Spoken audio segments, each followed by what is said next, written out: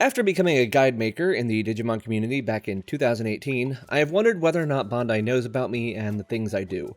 Obviously they wouldn't have at first, but after some time my website has become the first stop for many people when wanting details on their modern Digimon virtual pets. And considering that our community both inside Japan and everywhere else in the world isn't exactly massive, it would surely only be a matter of time before they'd notice what I was up to. I've had suspicions over the years based on certain actions and inactions on their part, but recently they revealed to the world that they definitely know who I am, even if they didn't outright say it. On April 23rd, Bandai did something they haven't done since the first wave of the Digital Monster X and released a Mon memo detailing evolution requirements for the Digimon Pendulum color. But they did so in a very familiar way, an evolution chart. That, of course, wouldn't raise any eyebrows on its own, but take one look at what they put together and it's very clear where their inspiration came from. Am I saying that Bandai copied my homework? Yes, absolutely they did. I am sure of that.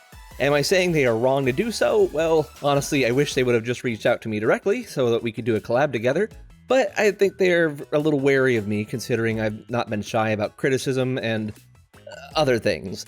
Not to mention that everything I do with my content involves using their IP, so I can't really be that mad about it. If anything, I'm delighted. It was such a surprise to see this when it popped up. Now, some of you may be skeptical, and that's understandable. How big must my ego be to think that a big company like Bandai is looking at my guides and making their own based on my designs? Couldn't it just be a coincidence? Evolution charts like this have existed since the very beginning, right? All great points. But I've been into evolution charts since my initial interaction with virtual pets, and I've looked at many over the years, and it's pretty clear that this is no coincidence. To show you why, I'll take this opportunity to explore a little bit of the history of some of the Digimon evolution charts over the years, both official and fan-made, and give some insight into some of the design decisions for my own charts. Before starting this journey through time, Zenin TCG is back sponsoring this video, and they've got something good almost ready to come out of the oven. Of course, they are your one-stop shop for official Digimon and anime merch, but they've worked on several of their own products designed specifically for their fellow tamers. You've seen me talk about their premium VPET case, and it's looking real good.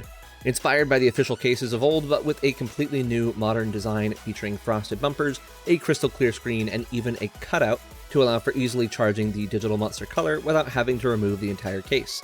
In addition to the color, the case will fit any of the brick form factor pets, including the original Digital Monster, the Digital Monster version 20th, and the Digital Monster X. This is a limited run that will not have restocks, so make sure you pre-order ASAP to secure yours at the link in the description. Now, back to the charts. To start off, we need to go back before Digimon to its cool older sister, Tamagotchi. My first exposure to VPETs was the second generation of the original Tamagotchi, and packed with that device was of course a manual like the one shown here. While you don't normally go back to the manual after combing through it a few times, I did come back to this one often because of one page, the growth chart. This simple little box would stick in the heads of many kids back then as they played with their Tamagotchi and other virtual pets, as the de facto image of what a visual representation of evolutions should look like. Perfectly simple, just a bunch of lines connecting one stage of evolution to its next to demonstrate all the options you had as you raised your pet.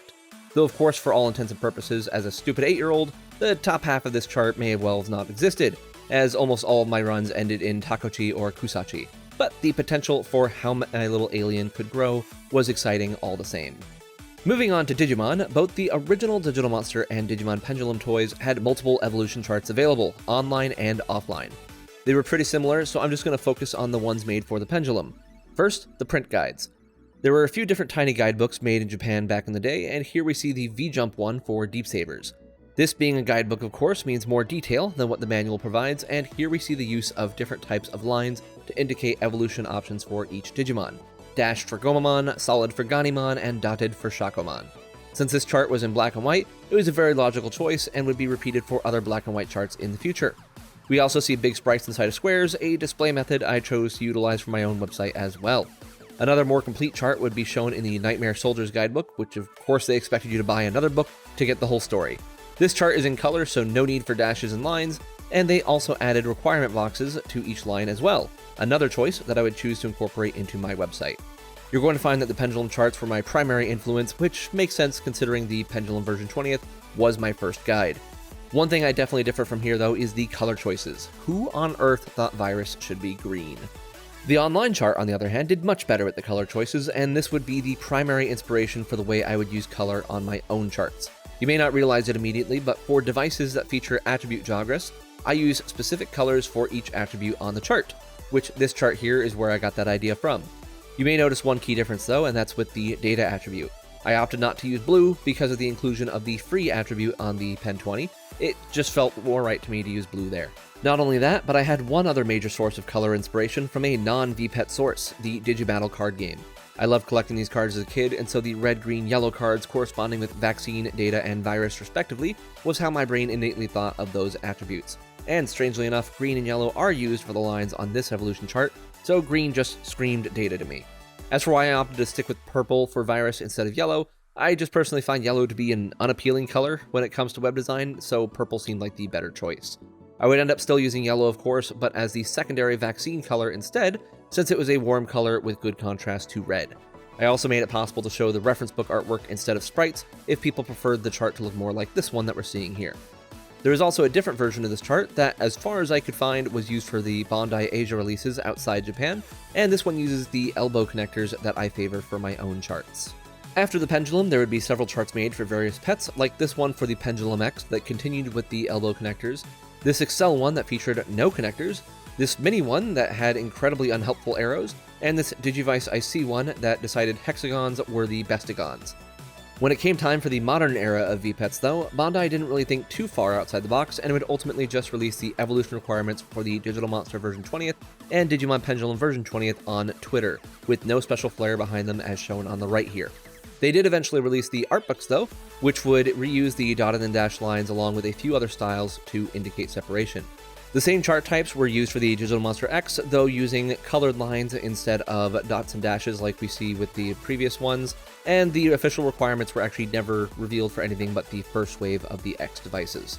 By that time, my guides were already well known in the community, so did they just decide they could leave it up to me to release the requirements for the X2, X3, Pendulum Z, and Digital Monster Color?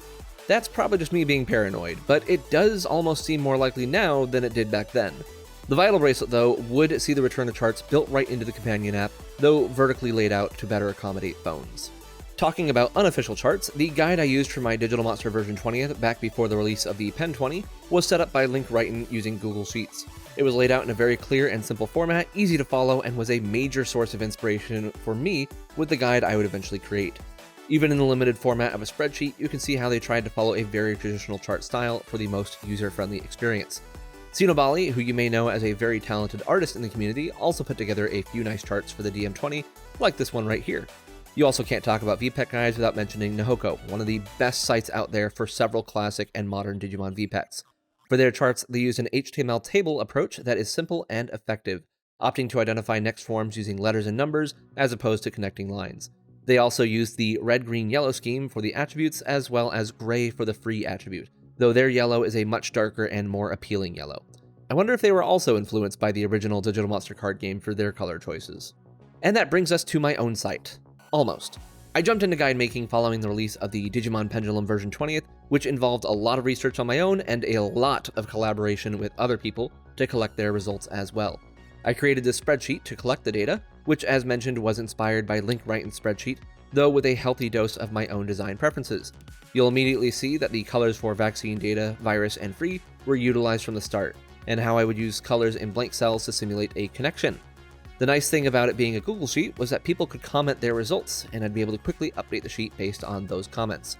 After a while though, the limitations of the spreadsheet format began to wear on me, and I started exploring making a visual chart.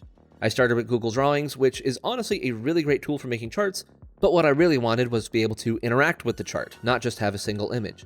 I knew my way around HTML and CSS enough to decide that I should start working on making this an actual web page for the best results, and decided to get more acquainted with JavaScript as well as learning PHP and MySQL for the first time. I spent several late nights getting it to where I wanted it, and since then, while I've added more content, features, and back-end improvements, the basic chart layout has stayed the same.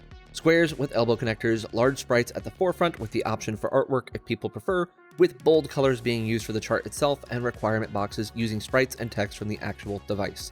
The colors themselves are actually from Google's material palette, which I've always really liked the options that they picked for their colors. The influences in how I set this up are super clear, but with several specific choices being entirely my own, and there weren't any charts before this that had this exact combination of elements. Even the attribute colors, again based on an existing idea, I expanded to fit my specific preferences. Red, yellow, orange, and pink for vaccine, green, teal, forest, and lime for data, purple, violet, indigo, and brown for virus, blue, cyan, navy, and sky for free. So with all that being said, Bandai's charts released for the pendulum color can't really be based on mine then, right? They just look similar because we have the same influences? Yeah, there's no way it's just a coincidence, and if we take a closer look, we can see why. Clue 1. Those colors I just mentioned. They don't perfectly match up with the colors I use, but they are pretty darn close. On the Nature Spirit specifically, we see similar shades for the 9 colors in use. The babies, as well as the lines for Tortamon, Monochromon, Geckomon, and Angoramon, are all pretty spot on for what I used. Kabuterimon and Tailmon, meanwhile, are using pink and red, which is just swapped of what I used. Starmon is using indigo, which I would normally use for a virus, so that one's pretty off, while Kuwagamon is just entirely off by using lime, which is not a color I used on this chart. The idea of using colors in a specific order is also present, as Masumon uses pink rather than red, despite its association with Anjuamon, since there is only one vaccine super ultimate, and therefore it would get the primary vaccine color, in this case, pink. So while it's not a perfect match, the sourcing is clearly there.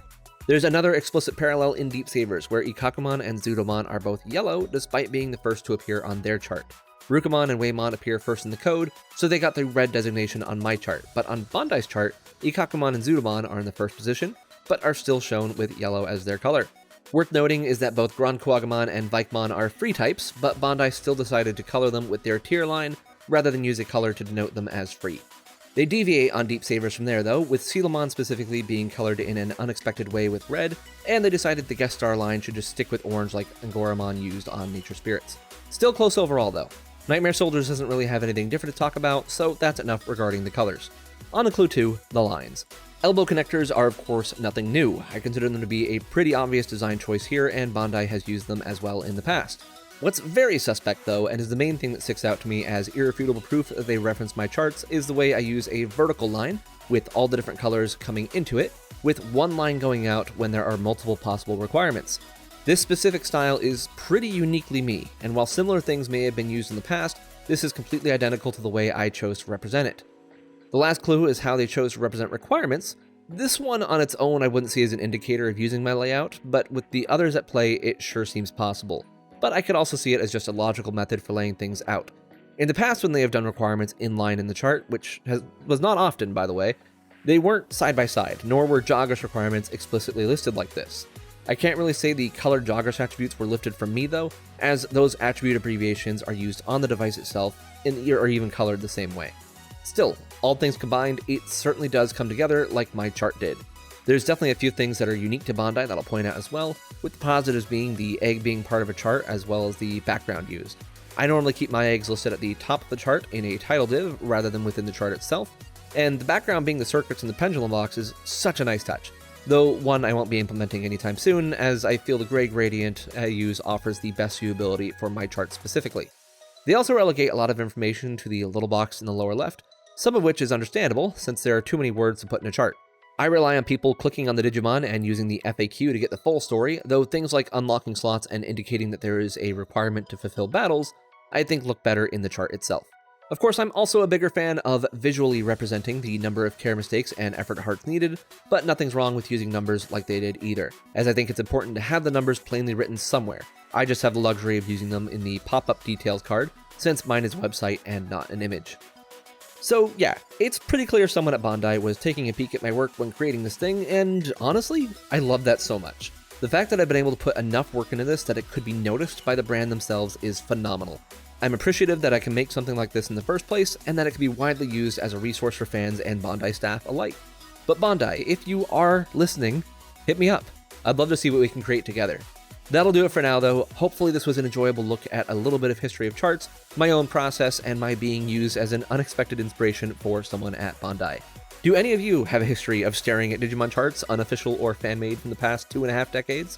Which ones have been your favorite? Let me know in the comments or head to the Discord server where you can talk about charts or anything else Digimon VPET related. And until next time, bye!